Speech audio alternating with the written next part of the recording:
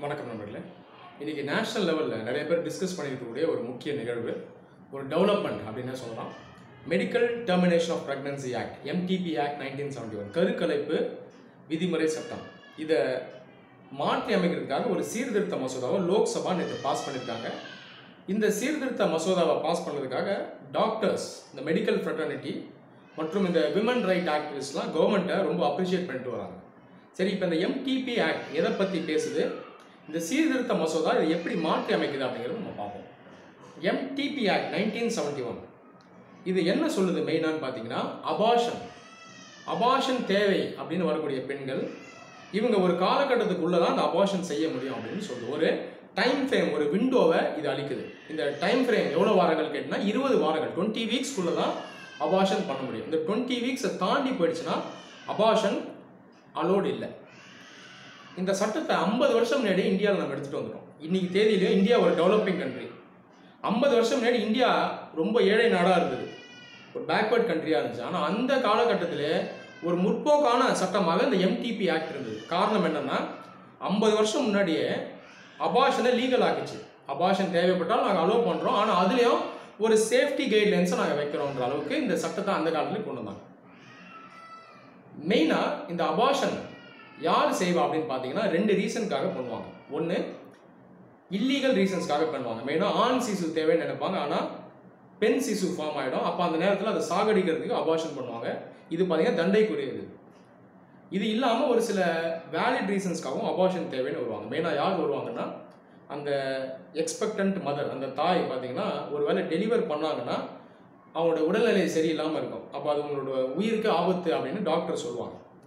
அப்படி இல்லைன்னா அவங்களுடைய மனநிலையும் பாதிக்கக்கூடிய வாய்ப்பு இருக்குது, மன ரீதியாக பாதிப்பு இருக்குன்னு சொல்லுவாங்க. இந்த காலகட்டத்திலையும் அபார்ஷன் செய்யலாம். அது இல்லாமல் ஒரு சில நேரத்தில் ஃபீட்டல் அப்நார்மாலிட்டிஸ் இருக்கும். அந்த பேபி இருக்கு இல்லையா வயிற்றில், அதுக்கே பார்த்தீங்கன்னா ஒரு சில பிரச்சனை இருக்கும். மெயினாக அந்த ஜெனட்டிக் ப்ராப்ளம்ஸ் இருக்கும், இந்த டவுன் சிண்ட்ரோம், இந்த மாதிரி சில வியாதிகள் இருக்கும். அப்போது அதை சிசுவாக இருக்கும்போது அழிச்சிடலாம் அப்படின்னு சொல்லி அபார்ட் பண்ணுவாங்க. அது இல்லாமல் கான்ட்ராசெப்ஷன் ஃபெயிலியரும் ஒரு சில நேரத்தில் ஆகும். இந்த மேரேஜ் ஆகாதவங்க பார்த்தீங்கன்னா அவங்க அந்த உடல் உறவு வச்சுருப்பாங்க, அந்த டைமில் கான்ட்ராசெப்ஷன் ஃபெயிலியராக இருக்கும், அப்போ பேபி ஃபார்ம் ஆகிடும். இந்த மாதிரி கேசஸ்லையும் அபார்ஷன் அலோவ் பண்ணுவாங்க. ஆனால் இந்த 20 வீக் டைம் ஃப்ரேம்குள்ளே தான் அபார்ஷன் பண்ணணும். இதை யார் சர்டிஃபை பண்ணுவாங்கன்னு பார்த்தீங்கன்னா, ஒரு ரெஜிஸ்டர்டு மெடிக்கல் ஃபெசிலிட்டி, ஒரு ஹாஸ்பிட்டல்லையோ இல்லை வேறு ஏதோ ஒரு ஃபெசிலிட்டிலையோ, லைசன்ஸ்டு ஃபெசிலிட்டியில் டாக்டர்ஸ் இதை ஓகே பண்ணணும். இதை அவங்க அப்ரூவ் பண்ணணும். அபார்ஷன் பண்ணலாம், வேலிட் ரீசன் தான் அப்ரூவ் பண்ணால் தான் அந்த அபார்ஷன் அலோட். அப்போ இதுதான் அந்த எம்டிபி ஆக்ட் இந்தியாவில் சொல்லுது. இப்போ சரி, இதை ஏன் இப்போ சீர்திருத்துறாங்க அப்படின்னு பார்த்தீங்கன்னா, அதுக்கு ஒரு சில காரணங்கள் இருக்குது. ஜென்ரலாக அந்த எம்டிபி ஆக்ட் அபார்ஷனுடைய ரூல்ஸை பற்றி சொன்னாலும், இந்தியாவில் நிறைய இடங்களில் இல்லீகலாக அபார்ஷன் நடக்குது. வீட்டிலேயே நிறைய இடத்துல பார்த்தீங்கன்னா அபார்ஷன் ஆகிடும். இதில் அந்த பெண்களுடைய உயிரிழப்புகள் அதிகமாக இருக்குது. அது இல்லாமல் ஒரு சில மெடிக்கல் ஃபெசிலிட்டிஸில் இல்லீகலாக அபார்ட் பண்ணுறாங்க, ஒரு சில இடத்துல பண்ணுறாங்க, இல்லீகலாக பண்ணிட்டு வராங்க. இது இல்லாமல் டாக்டர்ஸ் ஜெனரலாக என்ன சொல்கிறாங்கன்னா, இந்த சட்டத்தை 50 வருஷம் முன்னாடி கொண்டு வந்தீங்க, அன்றைக்கி தேதியில் இருந்த டெக்னாலஜி வேறு, மெடிக்கல் இன்டர்வென்ஷன்ஸ் வேறு. ஆனால் இன்றைக்கி இருக்கக்கூடியது நிறைய மெடிக்கல் ஃபீல்டில் நிறைய இன்டர்வென்ஷன்ஸ் வந்துச்சு, டெவலப்மெண்ட்ஸ் வந்துருச்சு. அப்போ அந்த காலகட்டத்தை 20 வாரம்னு இன்னும் நீங்கள் வச்சுருக்கிறது சரி கிடையாது. இன்றைக்கி தேதியில் இது இன்னும் எக்ஸ்டெண்ட் பண்ணலாம். குறைஞ்சது 24 வாரமோ இல்லை 26 வாரம் கூட நீங்கள் ஆக்கலாம். ஏன்னா இந்த காலகட்டம் வரைக்கும் கூட நம்ம இந்த பேபியோடைய ஹெல்த்தையும் மதரோடைய ஹெல்த்தையும் நம்ம ஸ்க்ரீன் பண்ணி இந்த காலகட்டம் வரைக்கும் கூட நம்ம அபார்ஷன் சேஃபாக பண்ணலாம் அப்படின்னு இந்த மெடிக்கல் ஃப்ரெட்டர்னிட்டி சொல்லுது. இது இல்லாமல் விமன் ரைட் ஆக்டிவிஸ்ட் இவங்கெல்லாம் என்ன சொல்கிறாங்கன்னா, இந்த அபார்ஷனுங்கிறது ஒரு ஃபிசிக்கல் ப்ராசஸாக நீங்கள் பார்க்குறீங்க, இதை தாண்டி அந்த பெண்ணினுடைய ஒரு மனநிலைங்கிறது ஒன்று இருக்குது. ஒரு பெண் தாயாகணுமா வேணாமாங்கிறது அவ தான் முடிவு செய்யணும். அப்போ இது சட்டமோ ஒரு நாடோ ஒரு கவர்மெண்ட்டோ முடிவு செய்கிறது சரி கிடையாது. அப்போ தேவைப்பட்டால் அந்த காலக்கெடு முடிஞ்சால் கூட நம்ம அபார்ஷனை அலோவ் பண்ணுறது தான் நல்லதுன்னு இவங்க சொல்கிறாங்க.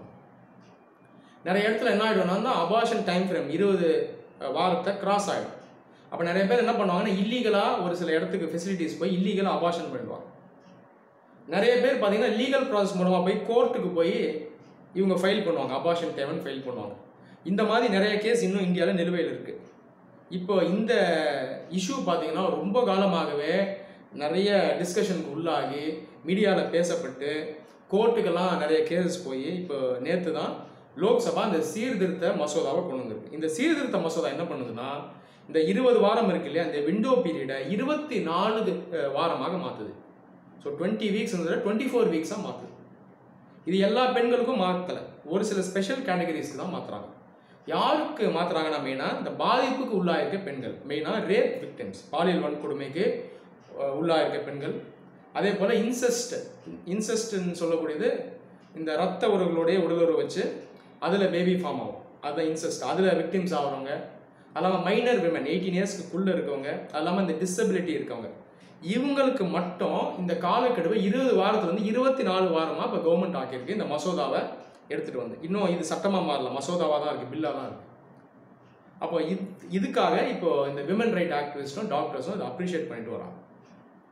நான் சொன்னது போல் இது 2 விஷயம் இருக்குது. ஒன்று மெடிக்கல் பாயிண்ட் ஆஃப் வியூவில் இன்றைக்கி தேதியில் இருக்கக்கூடிய இன்டர்வென்ஷன்ஸை வச்சு இந்த டைம் ஃப்ரேமை இன்க்ரீஸ் பண்ணால் கூட அதுலேயே சேஃபாக அபார்ஷன் நம்ம பண்ணலாம். இரண்டாவது இந்த பெண்ணுடைய உரிமைகளை நம்ம மைண்டில் எடுத்துக்கணும். ஏன்னா அந்த தாயாவுடைய உரிமைங்கிறது ஒரு அடிப்படை உரிமை, அப்போ அதுலேயே நம்ம மைண்டில் எடுத்துக்கணும்.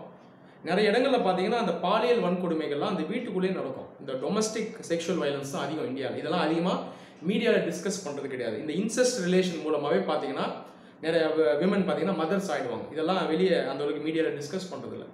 அப்போ இந்த மாதிரி பாதிப்புக்குள்ளாகிற பெண்கள் வெளியே இந்த பிரச்சனையை பற்றி பேச முடியாது. ஒரு டாக்டர்கிட்டயோ ஹாஸ்பிட்டலில் போய் ஃப்ரீயாக அதை பற்றி டிஸ்கஸ் பண்ண முடியாது. ஒரு ஸ்டிக்மா இருக்கும், அதுக்கே பயந்துட்டு என்ன பண்ணுவாங்க, வெளியே வரமாட்டாங்க.